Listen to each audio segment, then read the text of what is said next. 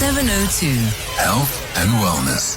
So on our health and wellness feature this morning at 24 minutes before 12 o'clock, we're having a conversation about how to maintain your workout plan over the holidays. Because the festive season, when it arrives, it's a time of celebration.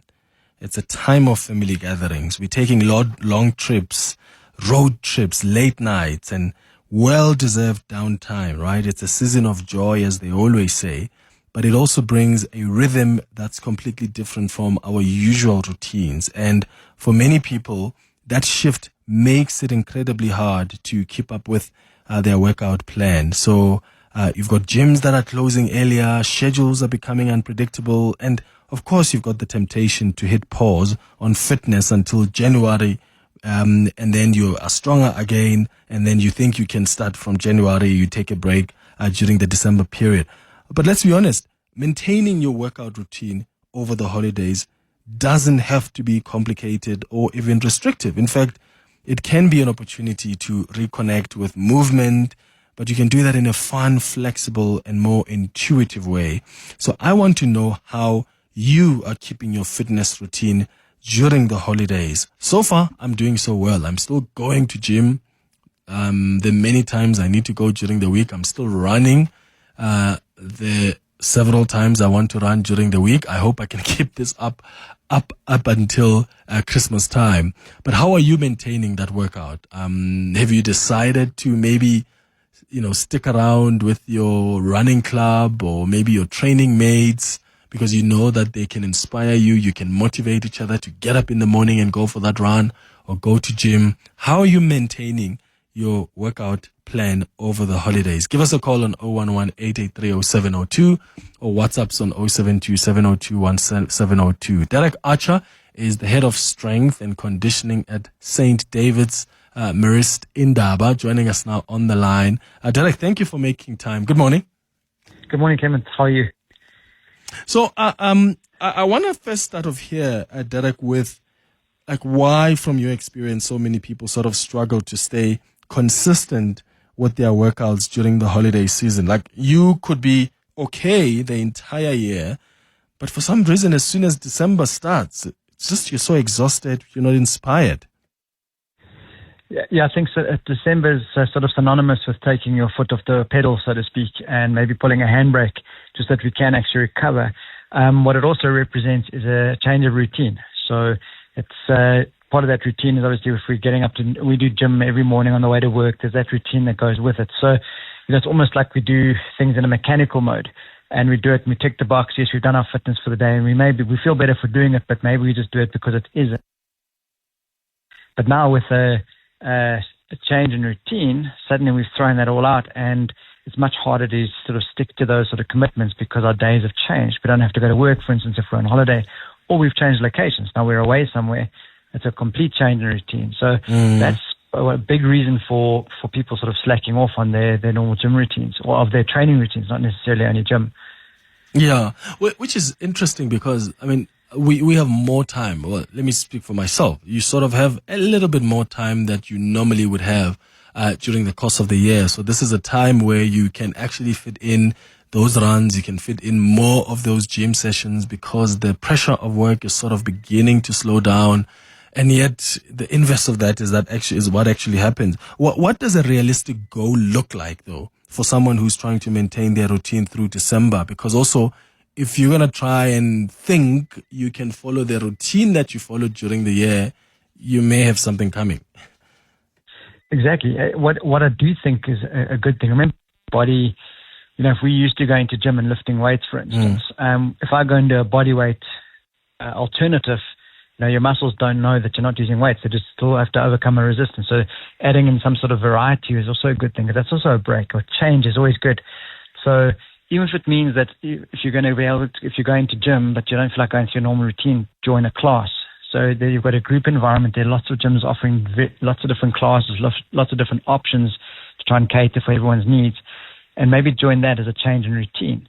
Change your workout pattern. It could be, if you're going you're going every morning in the week, maybe cut it down to 3 mornings a week, do something different on the other days. Maybe now that it's much lighter and brighter, if you don't have to go to work, go for a nice walk. Those sort of things are, options to try and change up that sort of monotony. Well, monotony is a bad word. Let me rephrase it. Something that we are used to, that we're comfortable in. Now we've got a break in our comfort zone. It's quite a big break. You know what I mean? We suddenly take the opportunity to do something completely different. And in that case, often it's very often it's nothing. We're unable to stick to what we were before because there's no pressure on. So what about people who say, but December for me is a time to take a break? Is that fine for people to go? I always make sure I work extra hard during the year so that those 3 weeks or 4 weeks in December, I am not doing a lot of the heavy lifting. I'm the only thing I can do maybe is take a walk. As long as you're active, that's fine. So if you keep up, a lot of people, if they're going to a different location, let's say they're going down to the coast or they're going for a trip up into the mountains or stuff, and there's other opportunities for activity, use those. So if you can go for a walk and it's safe, and you can walk along the beach, for instance, or do a hike in the mountains or in the bush, those sort of things are hugely invaluable, and they give you other benefits as well. They change of scenery, fresh air. Those sort of things are great. I mean, you've just basically got to stay active, but also bearing in mind that even a month off, when you come back in January to go back to your routine, you've got to remember that you haven't done stuff and not go get back to exactly the same place you were at straight away. You've got to go get back into it a little bit slowly so you don't injure yourself. But if there's opportunities for activity of like other activities, particularly those that are different, that your brain also needs a break. And if that's a little bit more stimulating, if it's more family oriented, if you're going for a walk along the beach with your family or hiking with your family, those sort of things are different. They give us a good exercise. They give us, you still get your good hormone release, and you also relieve the conscience about not doing exercise in a traditional manner. Yeah. We're in conversation with Derek Archer, who's the head of strength and conditioning at St David Marist Inanda, on the line, talking about how you can maintain your workout plan over the holidays. How do you do it? Are you still running during this holiday period? Do you normally take a break from the gym? How do you balance it out? Because you do need some time to rest. You do need some time to relax. But at the same time, and we eat a lot for some reason during this holiday season.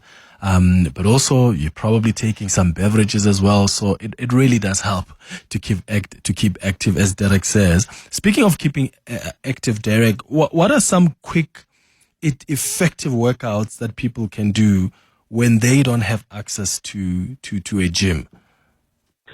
So you can, obviously a nice walk is a good option, a jog. If you're going for a walk, because that's, we're not talking about a walk that's sort of like a little, very slow pace. You're looking at a walk with intent. So as much as we want to take in our environment if we're away on holiday, have a really positive, like a walk with intent, big arm movements, big strides, and walk with a little bit quicker than normal, perhaps, just to keep that cardiovascular stimulus going. But in terms of other activities, your body weight stuff is fantastic. If you're able to chuck in some push-ups, some squats, some lunges, and make yourself a little circuit based on the environment you're in, those are really good fixes. And like I said, if you're able to go to a class or attend some sort of class, there are lots of outdoor classes happening, particularly if you're down at the coast. Lots of the local gyms promote outdoor activity. As well as, as I said, if you're in a different environment, there might be cycle or opportunities to go biking, for instance, where you're not used to it. You're normally used to going running. Go and ride a bike for a change. Go for a swim. Even if you're in the sea and obviously if you're a good swimmer, just being in the waves and being active in the waves, those kind of things with your kids, those things burn a lot of calories, and they keep you quite nice and strong and fit as well. So what advice do you have for someone listening now who feels, I do often feel guilty for missing workouts due to the holiday plans? Because, Derek, this is the time when you're meeting the friends for lunches, because all of you have been busy throughout the year. You're doing pre-Christmas lunches with colleagues, with friends, with other families, some, there's a lot of things to do, a lot of things to fit into your diary. So for some people who are feeling guilty for missing those workouts, what advice do you have?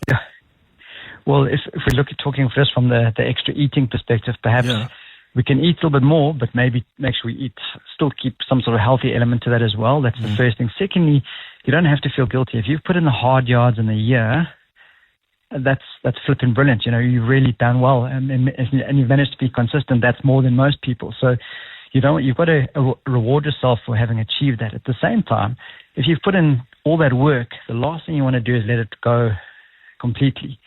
So find some alternatives. Like I said, if you can only be active 3 days of the week as opposed to every day of the week, or when I say go and train, obviously if you're active every day doing walks and maybe walking the dogs even, or like I said, all of those sort of scenic things, that's still activity. So like I said, alleviate the conscience, but keep the health element of your fitness up.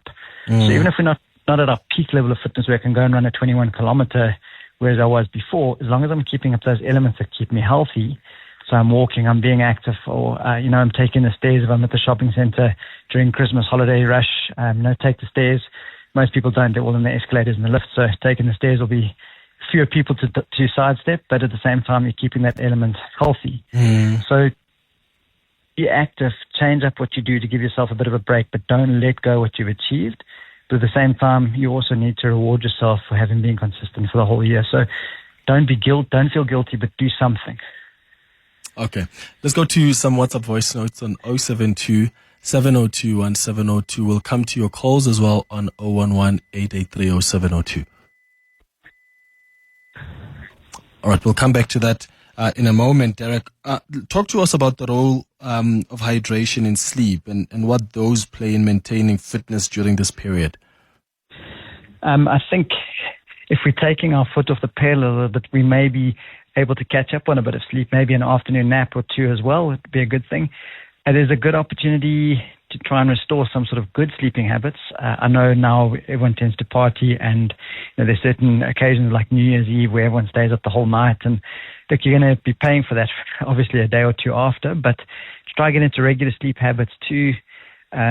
You're going to stay up a little bit later, but perhaps if you're seeing family you haven't seen for ages and you want to talk, and maybe if you aren't able, you're so tired during the week that you can't sit down and read a book, those sort of things are, they're great. You've still got to maintain the element of sleep, and hydration is always important. If you just want to look after your health, hydration is important, not only if you're active. So, and particularly, like as you mentioned, you might be having some beverages. Alcohol tends to dehydrate one, so it's better to go into an environment where you're going to be drinking alcohol where you're already hydrated and not dehydrated. That's just going to open the chance for hangovers and all kinds of discomfort the next day. Hydration is very, very important. Your sleep, catch up on sleep, but also don't be, if you happen to have a little nap on the couch, or just take the load off that way. That's also not a bad thing. You heal. Remember, we're under so much pressure during the year that your nervous system needs to heal too. So that's kind of, sleep is very, very important from that perspective. Yeah. Hi, Clement. My name is Anonymous. I'm regarding the issue of exercising during December holidays. I created a group of ladies and guys, and I named the group Tom Jenkins. So the ones who resides in Pretoria, they know Tom Jenkins is just at the back of Union Building. And what we do is we exercise wherever we are, and we send our recordings like every morning to the group just to encourage each other. Even if you can do your 5 kilometer, it's better than nothing. Just to encourage each other to say, let's do it. And we also have top runners, and we also have spot run of Kenny. And I always emphasize that, guys, spot run is the best because you run within your house any time of the day, even during your meetings, any time of the day. At night, you're able to run. You can listen to a sermon, you can listen to Clement while he's talking, and then you exercise. It's so safe to do. And the time you do your distance, you'll see your distance, your mileage, your speed is going to increase significantly. So that's how we keep up during this December. Thank you so much. Bye-bye. Oh, you guys are the cool club, eh? That's another way, Derek, how you can inspire and encourage each other. Definitely, I think that is a super idea, and it's like you mentioned earlier on, that accountability thing. So you're accountable to someone, or you're accountable to that group, and I think that lady and the people that she exercises with have got something really good going there.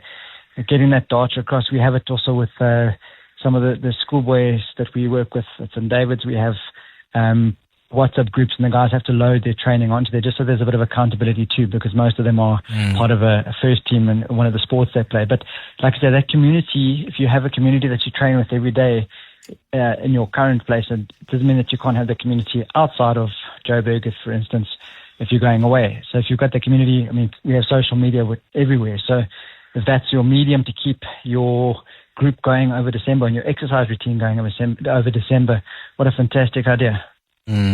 Well, Derek Archer, thank you so much for speaking to us and for some tips on how we can maintain our workout plan over the holidays. Derek Archer is the head of strength and conditioning at St David Marist Inanda. It's 8 minutes now before 12.